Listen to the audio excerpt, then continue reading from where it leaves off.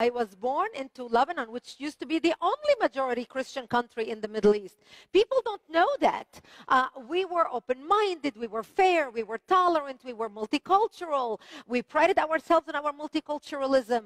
We had a great economy. Lebanon was Paris of the Middle East, the banking capital of the Middle East. So by the time I was born, my parents, my father was in real estate. He owned a lot of real estate. He had retired. We had a restaurant. And we lived a good life. I had a chauffeur to drive me to school. I went to private school. It was an amazing life in Lebanon then. Here she was, this little girl, an answer to mom and dad's prayer. Yeah. And bombs then started dropping on your lovely home, the restaurant your daddy owned. Yeah. Well, our life changed. Lebanon was the ideal picture of multiculturalism. It was Paris of the Middle East, because we opened our border to everybody who wanted to come to Lebanon, because we wanted to share with them the westernization which we had created in the heart of the Middle East. Muslims used to send their children to our country to get educated because we had built the best universities in the Middle East. They graduated and worked in our economy. So it was an amazing time in Lebanon. Unfortunately, all that began to change as the Muslims became the majority and we became the minority, simply because of the way they multiply. I mean, we started our country as majority Christian, over 67% Christians. Wow. But the Muslims marry multiple wives and they have many children. While we Christians, got married, one woman for life. We have maybe 3, 4 children by a stretch. From the time our kids are born, we start thinking what school we're going to send them to, what college we're going to send them to. The Muslims, on the other hand, have many children from multiple wives. And they have 10 kids. And when you look at the end of the day, the population changed so fast, and it only took 20, 30 years. So by the 60s, when I was born into Lebanon, Lebanon became majority Muslim. The problem was contained until the influx of the Palestinians out of Jordan in the early 70s into Lebanon. And Lebanon was the only country to accept the third wave of Palestinian refugees, even though their brethren, their Muslim brethren, did not want to accept them. But we, being Christians and being, we want to help the underdog and do unto others what you want others to do unto you, and we take care of everybody. Once they came to Lebanon, they put their heads together with the Muslims in Lebanon and declared war on the Christians. And actually, the beginning of what they called the civil war in Lebanon started at a church when a Muslim radical, a Palestinian, walked into a church service on a Sunday morning and started shooting at worshipers. 4 people killed and about 100 injured. And that was the beginning of the all-out Lebanese war. And while people would call it, oh, it's the civil war in Lebanon, the war in Lebanon was not just between, Lebanese Christians and Lebanese Muslims fighting each other. The war in Lebanon was the start of Islamists rising worldwide, coming to help the Palestinians in Lebanon, help Yasser Arafat create a base from which to fight Israel, kill the Jews, and throw them into the sea. And he was able to use Lebanese democracy, Lebanese open-mindedness, Lebanese fairness to topple our democracy. And that's how my world changed. They bombed my home in 1975. We were the last 2 Christian towns left in South Lebanon as the Muslims began advancing into the country and literally taking over military bases. I lived underneath a military base, the last military base not to be taken over by the Muslims. And so they were trying to bomb the military base, trying to take it over. And that's when the bombs fell short and ended up landing in my home. And that's when my life turned upside down. And that's how I ended up wounded, and I ended up living in a bomb shelter. We ended up living in a bomb shelter after I left the hospital with my parents. But my home, we went back home, but my home was no longer the home I left. My home was destroyed.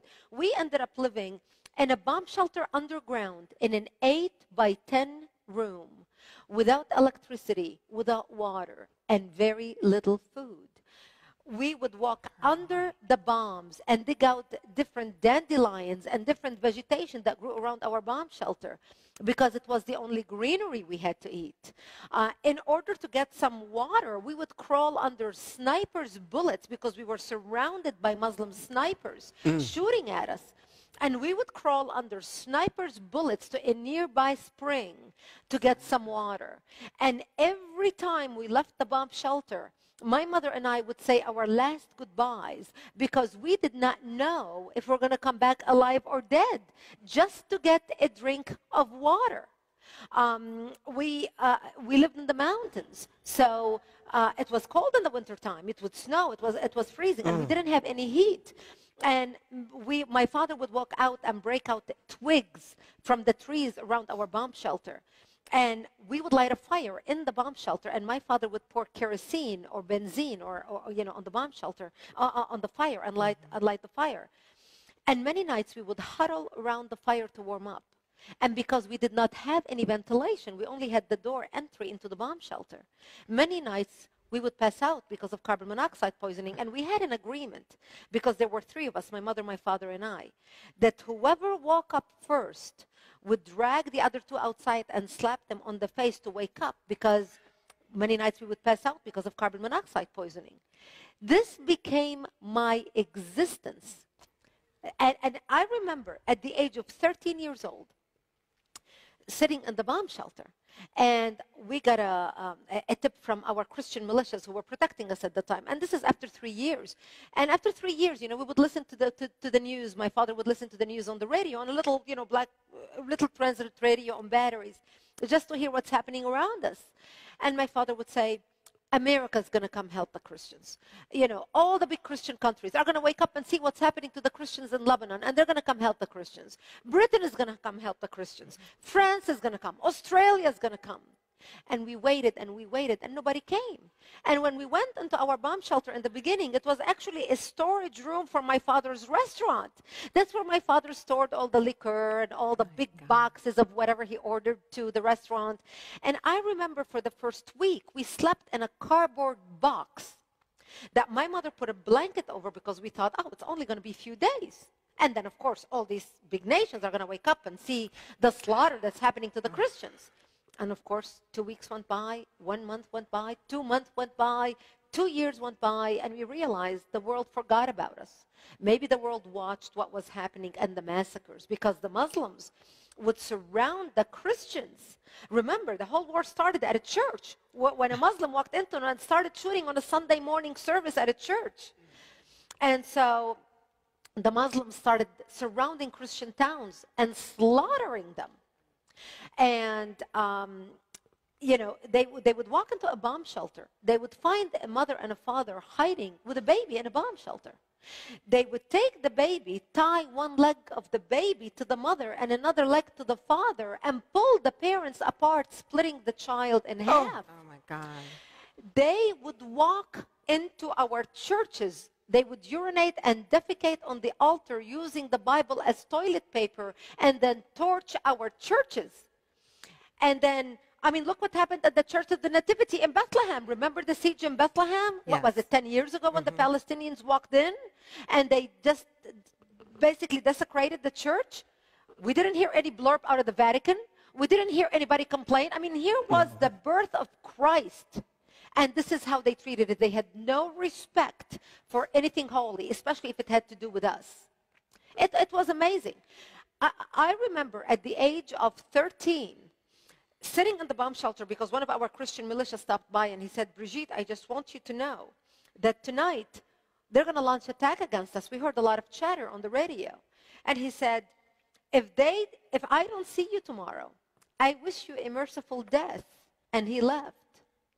And I remember sitting in my bomb shelter, sobbing, begging my mother, I don't want to die. I'm only 13 years old. And I ended up dressing in my Sunday best, my Easter dress, because I wanted to look pretty when I am dead, knowing that when they come to slaughter me, there would be no one to bury me.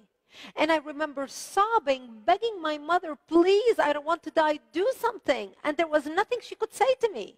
And I remember her combing my long black hair, and she tied the white ribbon in my hair that matched the white daisies in my dress. And we sat in the corner of the shelter, and my father opened up the Bible and started reading from Psalm. I shall walk into the valley of death and fear no evil, for thou art with me. And, they say there are no atheists in foxholes. We ended up, my parents said to me that night, they said, when they come to slaughter us, We will create a distraction. We just want you to run towards Israel and never look back. Because you see, we lived on the border with Israel. And thank God I did not have to make that decision that night.